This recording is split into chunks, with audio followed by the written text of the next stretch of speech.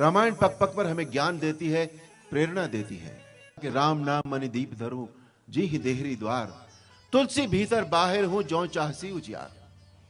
कि राम नाम के मणि को अपने मुख की देहरी पर रख ले, जीभ पर रख ले।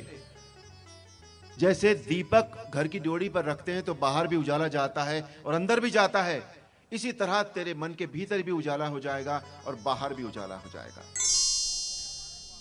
मेरी प्रार्थना केवल इतनी सी है कि राम कथा को केवल कहानी की तरह न सुने, उसके हर प्रसंग में कुछ न कुछ छुपा है, तत्व छुपा है।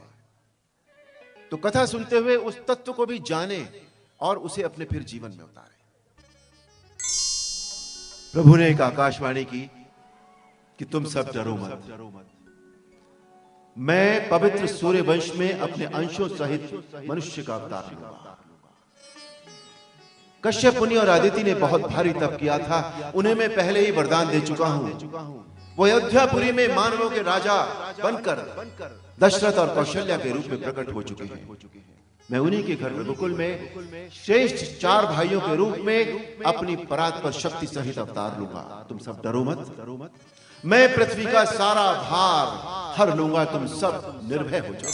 है प्रगट कृपाला दीन दयाला कौशल्या हितकारी, हर्षित महतारी मुनि मनहारी, अद्भुत रूप विचारी। प्रभु की लीलाओं का अर्थ इतना ही है कि जो अजन्मा है, जो व्यापक है, जो इच्छा रहित है, जो निर्गुण है, जिसका न मान है न रूप है, वो अपने भक्तों के लिए तरह तरह के अलौकिक चरित्र करता है। वही प्रभु की लीलाएं होती हैं। स्वयंवर की शर्त आप सब जानते हैं, शिव के धनुष को उठाकर उस पर प्रत्यंचा चढ़ानी थी। सभी राजाओं ने कोशिश की, प्रयत्न किया, लेकिन कोई भी राजा सफल नहीं हो सका। और यहां तक बात पहुंची कि राजा जनक बहुत दुखी हो गए, उन्हें क्रोध भी आया, वो व्यथित हो गए और उन्होंने खड़े होकर बोला, अब कोई भी राजा अपनी वीरता का अभिमान ना करे, अब कोई भी राजा अपनी वीरता का अभिमान ना करे। मैंने जान लिया है कि पृथ्वी वीरों से खाली हो गई है। यदि मैं जानता कि यह होगा तो ऐसा प्रण करके उपहास का पात्र न बनता। ब्रह्मा ने सीता का विवाह लिखा ही नहीं। अब यदि मैं प्रण छोड़ता हूं तो मेरा पुण्य जाता है। तो ठीक है, मेरी कन्या कुंवारी ही रहे। लेकिन लक्ष्मण से यह वचन सहन नहीं हुए। वो बोले, बस महाराज, बस। इस धृष्टता के लिए क्षमा चाहता हूं, लेकिन अब एक भी शब्द और नहीं। इस सभा में इतनी अनुचित और इतनी लज्जाजनक बात कहने से पहले आपको यह याद नहीं आया कि इस सभा में सूर्यकुल शिरोमणि रघुवंशी श्री राम भी बैठे हैं। और जिस सभा में एक भी रघुवंशी बैठा हो, उस सभा में कोई इस तरह की बात करने का साहस भी नहीं करता। मुझे मेरे भैया के चरणों की सौगंध है, मैं इस पूरे ब्रह्मांड को कच्चे घड़े की तरह उठाकर फोड़ सकता हूं। मैं सुमेरु पर्वत को मूली की तरह तोड़ सकता हूं। ये धनुष तो चीज ही क्या है, कहिए तो इसे कुकुरमुत्ते की तरह मसल डालूं, कहिए तो इस धनुष को कमल की डंडी की तरह चढ़ाकर 100 योजन तक दौड़कर चला जाऊं। बोलिए राजीव लोचन भगवान की। कैकई के कुबुद्धि रूपी जमीन में मंथरा दासी वर्षा ऋतु की तरह आई थी। कलह का एक बीज डाल गई, एक अंकुर फूटा और 2 वरदान उसके पत्ते बने, 2 वरदान उसके पत्ते बने। कैकई को भवन में चली गई। राजा दशरथ और नहीं सहन कर सके, बोले, कैकई तू मेरा मस्तक मांग ले, पर राम के विरह में मुझे मत मार, मुझे मत मार। मेरा काल तुझे पिशाच होकर तेरे पीछे लग गया है, जो तुझसे ये सब कहलवा रहा है। ये मेरे किन्हीं पापों का परिणाम है जो इस समय विधाता मेरे विपरीत हो गया है। याद रख कैकई, तेरा कलंक और मेरा पछतावा मरने के बाद भी नहीं मिटेगा। जब तक मैं जीवित रहूं, आज के पश्चात मुझसे कभी कुछ न कहना। और ये कहते कहते राजा दशरथ बेसुध होकर पृथ्वी पर गिर पड़े, ये प्रार्थना करते हुए कि कल सवेरा ना हो। सवेरा होगा तो राम को वन जाना होगा। श्री राम जो दोषों से रहित हैं, सूर्य कुल के सूर्य हैं, वो बहुत ही मधुर और कोमल वाणी में बोले, माता पुत्र वही बड़भागी होता है जो माता और पिता दोनों के वचनों का पालन करता है, जो अपने कर्मों से दोनों को संतुष्ट करता है। मुझे लगता है आज विधाता मेरे अनुकूल है।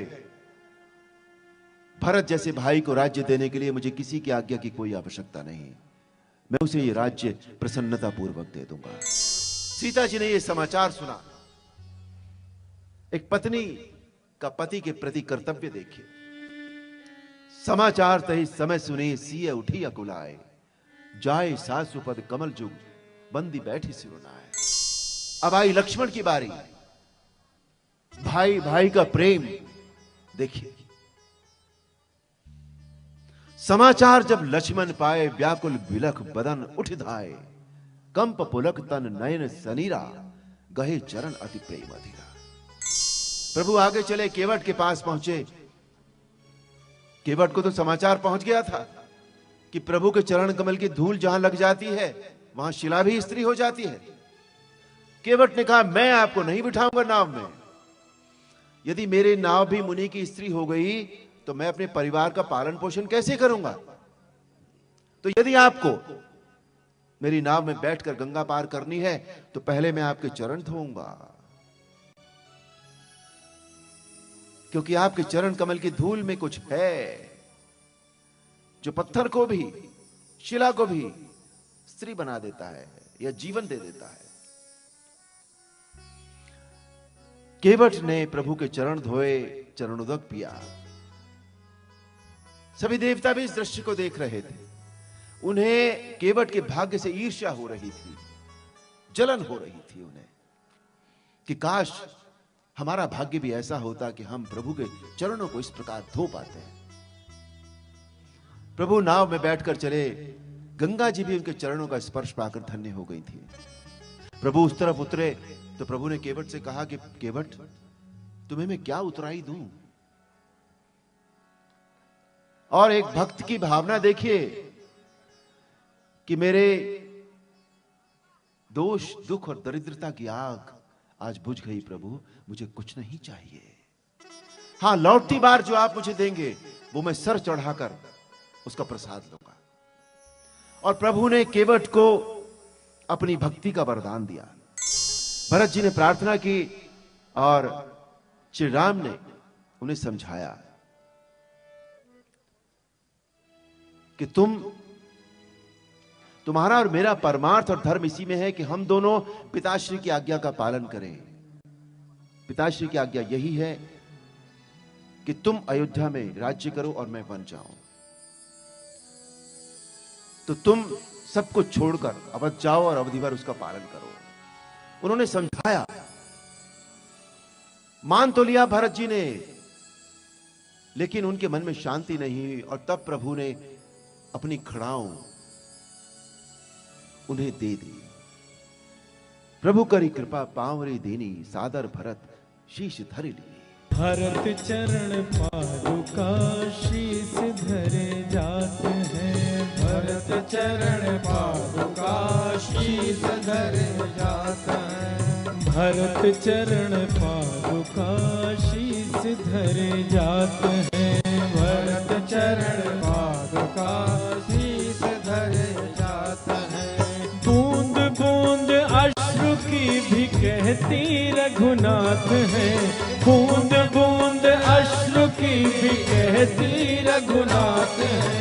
भरत चरण पादुका शीस धरे जात हैं। भरत चरण पादुका शीस धरे जात हैं। बोलिए सियावर रामचंद्र की जय। श्री रामचंद्र कृपाल भजो मन हरन भाव भय दारुणम। श्री रामचंद्र कृपाल भजो मन हरन भाव भय दारुणम। नव कंज लोचन कंज मुख कर कंज पद कंजारुणम। श्री राम